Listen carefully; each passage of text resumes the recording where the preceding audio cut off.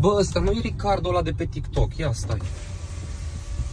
Bă, Ricardo, nu erai tu pe TikTok, mă, erai populare, ce faci? Stai, aștepți tramvaiul, citești programe. Dar ce vrei să fac așa? Bă, Ricardo, vezi că în 2025 se folosește sociables, nu se stă și se așteaptă tramvaiul, mă, Ricardo. Ce-i sociables? Ce-i sociables? Asta, las că te descurci tu. Te descurci, ceau. Ricardo, stai, frate, acum 2 săptămâni erai în stație, erai în Milog, te ploua acolo, și acum ce faci, frate? Asta ce-i? Pungă de la Rolex.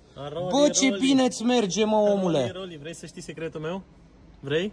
Zi, ce ai făcut? Deci, atent, am dat de băieții de la Sociables. Deci, atâția urmăritori și atâtea like-uri mi-au făcut încât toate brandurile din România m-au contactat. Bă, ce limuzină ai, mă, bă, Îți place? mă. Îți place? Hai, bă, și cum să nu vrea lumea să colaboreze cu tine când tu ai urmăritori la un preț corect?